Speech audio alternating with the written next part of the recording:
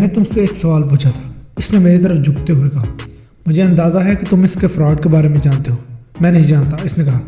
वो ये जाहिर कर रहा है कि इसका बाप लापता हो गया है, मैंने कहा। और इसने अपनी माँ के साथ मिलकर पैसे जमा करने में एक मुहिम शुरू कर रखी है ताकि इसके बाप की तलाश में मदद मिल सके। इसकी खामोशी जाहिर कर रही है कि इसे मेरी बात पर यकीन आ गया। मैंने बात जारी रखते हुए कहा, मैं दरअसल इनाम के लालच में बबल यहाँ तक आया था, लेकिन मुझे फ़ौरन ही मालूम हो गया कि ज़मोना एक धोखेबाज शख्स है। इसने मुत्तफिक होने के अंदाज में नाक सुखेड़ी और मैंने अपनी झूठी कहानी को आगे बढ़ाते हुए कहा, मैंने दो बातों का खास तौर पर नोटिस लिया। ज़मोना इतना होशियार नहीं कि वो अपने बलबूते पर यह फ्रॉड कर सके, क्योंकि वो अभी तक इस घटिया अपार्टमेंट में रह रहे हैं। तो इसका मतलब है कि वो जो रकम लाए हैं वो वापस कहीं जा रही है। फिर तुम इस कहानी में आ गए। मैं वो कैसे? इसने तजस्सुस आमेज़ लहजे में कहा, क्योंकि इसने जो कहानी सुनाई थी कि इसके बाप को एक मतरूका मकान में से $1,00,000 मिले, तो मुझे फ़ौरन ड्रग मनी का ख्याल आया। और जब मैंने तुम्हें सड़क पर मनशियात फरोख्त करते देखा तो मेरी समझ में यही बात आई कि इस छोटे से कस्बे में एक से ज़्यादा मनशियात फरोश या इनका सरगुना नहीं हो सकता। इसलिए मैं तुम्हारे पीछे लग गया। मैंने सीट की पुश से कमर लगा ली। मैं थका हुआ था और थका हुआ लग रहा था, क्योंकि मैंने इसे अपनी तरफ से मुतमईन करने की पूरी कोशिश की, लेकिन मेरी किस्मत इसके हाथों में थी। कमान, इसने चलते हुए कहा, अंदर चलते हैं। मैंने इससे पहले कभी मैथलामिन फेटामिन की बू महसूस नहीं की। वो बू तहय्युल शुदा अमोनिया जैसी थी जो रॉडी की वर्कशॉप में ऑटो पार्ट्स की सफाई में इस्तेमाल होता था। एक दीवार के साथ ड्रेन क्लींस और एंटी फ्रीजर की छोटी सी बोतलें फर्श से छत तक रखी हुई थी। इसके अलावा दर्जनों प्लास्टिक के खाली कंटेनर भी फर्श पर बिखरे हुए थे।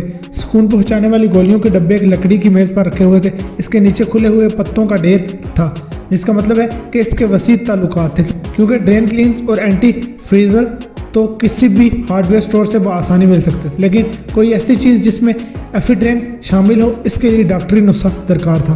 मुझे अभी तक खुद वाले का नाम मालूम नहीं हुआ था। इसने मुझे केमिकल्स की तरतीब पर गौर करते देखा तो कहा लगाया, यही वजह है कि वो कभी मनशियात के खिलाफ जंग नहीं जीत पाएंगे। इसने कंटेनर की तरफ इशारा करते हुए कहा, लोग मस्त होना चाहते हैं और मैं इनकी ज़रूरियात पूरी करता हूँ। वो शख्स जो गाड़ी चला कर आया था, इसने स्पेनिश ज़बान में कुछ कहा। मैंने तुम्हें बताया था कि जब मेरे पास आओ तो अंग्रेज़ी में बात किया करो। हुडी वाले ने गुस्से से कहा, हम इसके साथ क्या सलूक करेंगे, तुम इसकी फिक्र मत करो। हुडी वाले ने कहा, ठीक है फिर तुम ही देखना। इस शख्स ने कहा, इस पर नज़र रखो, हुडी वाले ने कहा, और एक दरवाजे से निकल गया जो मेरे ख्याल में इसके बेडरूम की तरफ जाता था। वो चंद मिनट बाद जर्द रंग की बरसाती पहने वापस आ गया। इसके हाथों में प्लास्टिक के दस्ताने और चेहरे पर गैस मास्क था। तुम इसे मजाक कर रहे हो ना? मैंने कहा, क्या तुम्हारा हिफाजती लिबास है? क्या तुम हमेशा जिंदा रहना चाहते हो? इसने कहा, नहीं। मैंने जवाब दिया, लेकिन मुझे मरने की जल्दी भी नहीं। हुडी वाले ने मेरी सादा लोही पर कहका लगाया। एक दरवाज़ा खोल दिया जो मकान के कम में किसी दूसरे कमरे की तरफ खुल रहा था। जब वो वहाँ से गुजरा तो मैंने स्टेनलेस स्टील के कई बर्तन देखे। मैंने अपने दोनों हाथों से नाक और मुंह को पकड़ लिया और मनशियात फरोश के साथी को होता हुआ देखकर समझ गया कि मकान के अगबी हिस्से में जो कुछ हो रहा है, इसकी नागवार बू मुझे नुकसान पहुंचाने के लिए काफ़ी है। लिहाजा मेरे लिए यही बेहतर था कि मैं इससे महफूज रहने के लिए कोई तरीका इख्तियार करूं। तुम्हारा नाम क्या है? मैंने हिचकिचाहट से पूछा। ग्लेवर, इसने किसी हिचकिचाहट के बगैर जवाब दे दिया। और इसका? मैंने इस दरवाजे की तरफ इशारा किया जहाँ से हुडी वाला बाहर आया था। इसके नाम से तुम्हें कुछ वास्ता नहीं होना चाहिए, ठीक है? मैंने कहा, तुमने कस्बे में इसका पीछा क्यों किया? ग्लेवर ने पूछा। मैंने सोचा कि इसे बातों में लगाना बेहतर होगा, मुझे कुछ मालूमात दरकार थी। मैंने कहा, क्यों? वो कौन सी मालूमात थी जिनकी वजह से तुमने अपनी ज़िंदगी को खतरे में डाला? मुझे तो जसूस था। इसका मुंह बन गया। क्या तुम जानते हो कि वो तुम्हें कत्ल करने वाला है? मैं नहीं समझता। मैंने कायल ना होने की कोशिश की। मनशियात की तैयारी एक और बात है, जबकि किसी को कत्ल करना एक अलग काम। इसके लिए कुछ भी मुश्किल नहीं। तो क्या इसने ही योपानागी को कत्ल किया? मैंने यूँ जाहिर किया जैसे मुझे पहले इसके बारे में यकीन नहीं था। ग्लेवर ने कहका लगाकर नफ़ी में सर हिलाया। मैं इससे मजीद कुछ मालूम ना कर सका। मकान के पीछे का दरवाज़ा खुला और हुडी वाला वापस कमरे में आ गया। वो सीधा बेडरूम में गया और अपने लिबास तब्दील करके आ गया, लेकिन अब इसने हुड उतार दिया था। जानना चाहते हो कैसे कहाँ दफनाया गया? इसने मुझसे पूछा। तुम किसकी बात कर रहे हो? मैंने मासूम बनते हुए कहा, योपानागी।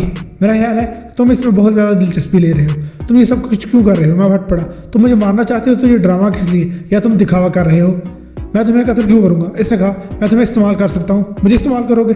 यह आइडिया इतना मज़हका है कि मेरा बेख्तियार कहका लगाने को दिल चाहा, लेकिन सूरत हाल की नज़ाकत को देखते हुए मैंने ख्वाहिश का दम घोट दिया। मेरे साथ आओ। हम बैरूनी दरवाजे से निकलकर मकान की साइड में आ गए। मैंने अपने साथ नीचे किया हुआ था, लेकिन मेरी आंखें इधर उधर देख रही थी। तुम मुझे फ्रेडी कह सकते हो, इसने पीछे देखे बगैर कहा। जब मैंने कुछ जवाब नहीं दिया तो वो रुक गया और मेरे चेहरे की तरफ देखने लगा। तुम अपना नाम नहीं बताया? इसने कहा, विल्सन सैलिनास। मैं कहते कहते रुक गया। इसे ये बताना ठीक नहीं था कि मैं गुजरोकात के लिए क्या करता हूँ। रुक क्यों गई? बताओ तुम क्या करते हो? कुछ नहीं, एक मामूली सा शख्स हूँ, चंद $1 कमाने की कोशिश कर रहा हूँ। हाँ, इसने कहा, मैं देख रहा हूँ। फिर इसने बात बदली, तुम पुलिस वाले नहीं हो, अगर तुम्हारा ताल्लुक पुलिस से है तो मुझे बताना होगा। इसकी ये बात मुझे अजीब सी लगी। मेरा एक बार फिर कहका लगाने को दिल चाहा। मैंने वो मुश्किल अपने आप पर जब्त करते हुए कहा, तो मुझे यहाँ के नहीं लगते। फजूल बात है, इसने कहा। बहरहाल क्योंकि तुम्हें काम की तलाश है इसलिए मैं तुम्हें मायूस नहीं करूंगा। हम दरख्तों से निकलकर एक छोटे कता जमीन पर आ गए जिसका रकबा 50 मुरब्बा मीटर से ज्यादा नहीं था। इस पर हाल ही में हल चलाया गया था। इस प्लाट के पीछे मकई, गोभी, आलू और कुछ फलियों के पौधे एक ढलवान सतह पर तरतीब से लगाए गए थे जो जमीन से चंद 100 मीटर ऊंची थी। यहाँ की जमीन बहुत उम्दा है। फ्रेडी ने मुट्ठी भर कर मिट्टी उठाई और इसे उंगलियों से मसलने लगा। पहले मैंने बंग की काश्त के बारे में सोचा, गो के मुकाबला बहुत सख्त और मुनाफा बहुत कम है। मैंने दोगली नस्ल की निस्फ दर्जन औरतों की तरफ देखा जो 20 मीटर के फासले पर आलू काश्त कर रही थी। क्या इन्हें मालूम है कि तुम यहाँ क्या कर रहे हो? इनमें से कोई किराया नहीं लेता और वो अपना मुंह बंद रखते हैं, इसने कहा। मैंने फ्रेडी का चेहरा पढ़ना शुरू कर दिया। वो मुझे मुतासिर करना चाह रहा था। मैंने बेवकूफ होकर इससे वो सवाल किया जिसका जवाब मुझे पहले से ही मालूम। तुमने योपानागी को कत्ल क्यों किया? वो बूढ़ा नकारा हो गया था। फ्रेडी ने किसी हिचकिचाहट के बगैर जवाब दिया। क्या इसलिए कि इसे तुम्हारी रकम मिली थी और इसने वो अपने पास रख ली थी? बिल्कुल, वो अपनी हैरत भी न छुपा सका। इसने ऐसा क्यों नहीं किया? इसने पूछा। इसके सवाल में जरा बराबर भी तर्ज नहीं था। वो वाकई समझ नहीं पाया कि योपा नागी ने ऐसा क्यों किया। मुझे नहीं मालूम, मैंने कहा। वो एक गरीब शख्स था, इसलिए $1,00,000 बहुत बड़ी रकम थी। क्या तुम भी ऐसा ही करते? फ्रेडी ने पूछा। मैंने नफी में गर्दन हिलाई। तुम्हें अपनी रकम वापस नहीं मिली? मैंने पूछा। क्या इसलिए तुम जॉर्ज और इसकी माँ को जिम्मेदार समझते हो? ओ नहीं, वो मुझे पूरी रकम वापस मिल गई थी। इसने मुझे यूँ देखा जैसे इसकी इत्तला पर गौर कर रहा हो और इसके चेहरे पर मुस्कुराहट दौड़ गई। तुम वाकई बहुत बुरे आदमी हो, मैंने कहा। तुम्हें अपनी रकम वापस मिल गई, इसके बावजूद तुमने उस शख्स को मार डाला और अब तुम इसके बेटे के पीछे भी पड़े हुए हो। इसे सबक भी सिखाना था। इसके बेटे का क्या कसूर है? मैंने पूछा। इसने तो कुछ नहीं किया, वो रकम इसके बाप ने उठाई थी। फ्रेडी ने आगे बढ़कर मेरे कंधे पर थपकी दी। पुरसुकून हो जाओ, हम बस आपस में गुफ्तगू कर रहे हैं। मुमकिन है कि मैंने मुनासिब अल्फाज इस्तेमाल ना किए हों, कभी कभी ऐसा हो जाता है। वो लम्हा भर के लिए रुका। मेरा मतलब था कि मैं इसे नज़रअंदाज नहीं कर सका और ना ही ये चाहता था कि जो कार्रवाई करूं इसकी पब्लिसिटी हो, इसलिए हम इसे यहाँ ले आए और इस पर थोड़ा सा तशद्दुद किया। वो 69 साल का था। तुम सुनना चाहते हो कि क्या हुआ क्या नहीं? मैं सिर्फ कह रहा हूँ, लगता है इस पर ज़रूरत से ज़्यादा तशद्दुद हुआ। वो बहुत सच जानता, फ्रेडी ने कहा। लेकिन फिर ये हुआ कि मैंने 2 दिन बाद इसके लड़के को पोस्टर लगाते देखा। इसे ये मालूम नहीं था कि बूढ़ा मार चुका है और इसी दिन मुझे ये ख्याल आया। वो चलते चलते रुक गया। इसने जंगल के किनारे पर एक टीले की तरफ इशारा किया। वो वहाँ है। ये कहकर वो मेरे चेहरे की तरफ देखने लगा, लेकिन मैंने कोई रद्द-ए-अमल जाहिर नहीं किया। वो कुछ मायूस नजर आने लगा, लेकिन इसने इसे झटक दिया। इधर आओ। इसने ग्रेनाइट के 2 ब्लॉकों की तरफ इशारा किया जो जमीन से बाहर निकले हुए थे। बैठ जाओ और मुझे बताओ कि तुम क्या कर सकते हो। मैंने ऊंचे ब्लॉक का इंतखाब किया जो फ्रेडी की सीट से 2 मीटर दूर था। मुझे यकीन है कि मैं तुम्हारी कोई मदद कर सकता हूँ, मैंने कहा। मेरा मंशियात से कोई ताल्लुक नहीं। बहरहाल मैं एक रोल प्ले कर रहा था और अपने जहन में जवाब सोच रहा था क्योंकि मैं जानता था कि बिलाहिर वो सवाल करेगा। कोई मसला नहीं, इसने कहा। फिर इसने मकान की तरफ अंगूठे से इशारा किया। ये एक आर्जी बंदोबस्त है। वो कैसे? फ्रेडी ने सर्द आ भरते हुए कहा। मेरा फ्लोरिडा के पोमियाटो बीच पर बहुत अच्छा कारोबार था। मैं सिर्फ एक स्कूल चलाता था और समंदर में जाने वालों को किराए पर जेट स्काइज और पैडल बूट वगैरह फराहम किया करता था। लेकिन इसमें भी मुकाबला सख्त हो गया, इसलिए मैं कोई नई जगह तलाश कर रहा था। फिर मेरी इन 2 दोस्तों से मुलाकात होगी जो उन्हीं दिनों एक्वाडोर से वापस आए थे। उन्होंने मुझे मोंटा टेटा के बारे में बताया। वो मुसलसल इसकी तारीफ कर रहे थे। उन्होंने मुझे ये जगह फरोख्त कर दी। उन्होंने इसे लिटिल मियामी का नाम दिया था, जबकि देखने में ये ऐसी जगह नहीं है। तुमने इसे देखे बगैर अपना सामान बांध लिया और यहाँ चले आए। तुम ठीक समझे, फ्रेडी ने कहा। अब मैं सोचता हूँ कि तुम जैसे किसी शख्स को इस्तेमाल कर सकता था। यहाँ तक कि तुम यहाँ के रहने वाले हो, लेकिन अमेरिका में भी वक्त गुजारा है, इसलिए तुम जानते हो कि दोनों जगहों पर किस तरह काम होता है। तुम जैसे शख्स मुझे बहुत से नुकसान से बचा सकता था शायद। मैंने कहा। मैं समझता हूँ कि बंदरगाह पर हालात तुम्हारे हक में साजगार नहीं है, इसलिए तुमने मंशियात की तैयारी का काम शुरू कर दिया। इसने हल्का सा कहका लगाया और मौजू बदल दिया। तुम्हारा क्या ख्याल है? मुझे फ्लोरिडा में अपना कारोबार शुरू करने के लिए कितनी रकम की जरूरत होगी? इसने पूछा। ये वक्त था कि मैं कुछ करूं। फ्रेडी बातें करने के मूड में था, शायद इसलिए इसे किसी ऐसे शख्स से बातें करने का मौका ही नहीं मिला था जो काफ़ी अरसे से अमेरिका में रह चुका हो। लेकिन ये मूड हमेशा बरकरार नहीं रह सकता था और मुझे जल्द से जल्द कुछ करना था। मैंने जानबूझकर ऊंची जगह का इंतखाब किया था क्योंकि मेरा ख्याल था कि इस तरह मुझे इस पर थोड़ी सी बढ़तरी रहेगी। मैं जानता था कि इसके पास चाकू है। अगर मैं इसे अचानक पकड़कर इस पर गालिब आ जाऊँ तो शायद अपने आप को इससे अलग करके इस तंग रास्ते पर चल दूँ जो मैंने टुपैक की कब्र के पीछे देखा था। लेकिन अगर इसके पास गन हुई तो मेरे पास एक ही ऑप्शन था कि इस पर काबू पाकर इसका कत्ल कर दूं। लेकिन मैं अच्छी तरह जानता था कि ये मेरी फितरत में शामिल नहीं और किसी मरहले पर मुझे भागना पड़ जाएगा। फ्रेडी ने मुझे यूं देखा जैसे मेरा दिमाग पड़ रहा हो, लिहाजा मैं अपनी जगह पर जम कर बैठ गया। चीफ क्लेवर की चीज सुनाई दी। इसकी आवाज़ में दहशत के साथ दर्द भी शामिल था। फ्रेडी ने टीले से एक छलांग लगाई और मुड़कर मकान की तरफ देखा। इसकी एक टूटी हुई खिड़की से धुआं बाहर आ रहा था। इस वक्त मेरे कानों में अपने पुराने दोस्त आर्थर के अल्फाज गूंजे, उठो विल्सन, हिम्मत नहीं तो जीत नहीं। ये वो इस वक्त कहा करता था जब मैं बार में किसी औरत के करीब होने की कोशिश करता।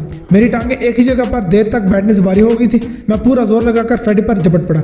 मेरा दायां कंधा इसकी कमर के बीच में जा लगा। मैंने इसके फेफड़ों से हवा खारिज होने की आवाज़ सुनी और सोचा कि किसी चीज़ के टूटने की आवाज़ थी। शायद ये मेरी दिली आवाज़ थी, लेकिन मैंने वो काम मुकम्मल कर दिया जो मुझे करना था। फ्रेडी ने कमर के बल करवट ली और गहरे सांस लेने लगा। इस तरह से वो मोहलत मिल गई जिसकी मुझे ज़रूरत थी। 2 कदम चलने से मेरी टांगों की सख्ती खत्म होगी और मैं जवानों की तरह चलने लगा। जैसे ही मैं जंगल में दाखिल हुआ तो दरख्तों की शाखों ने मेरे चेहरे और बाजुओं से टकराने शुरू कर दिया। मैं इनके दरमियान से रास्ता बनाता हुआ सर झुकाकर आगे बढ़ने लगा। मैंने ग्लेवर की एक और चीज़ सुनी जो पहले से ज़्यादा खौफनाक थी। इसने मुझे रुकने और पीछे मुड़कर देखने पर मजबूर कर दिया। आग के शोले मकान की छत से बाहर आ रहे थे और उन्होंने पूरी छत को अपनी लपेट में ले रखा था। इसी वक्त आग का एक गोला मकान के एक बीच दरवाजे से अचानक बाहर आया और ग्लेवर इसकी जद में आ गया। इसकी चीखें आसमान को छू रही थी और इन्हें सुनना किसी अजाब से कम नहीं था। वो लड़खड़ाया और मुंह के बल घास पर गिरा।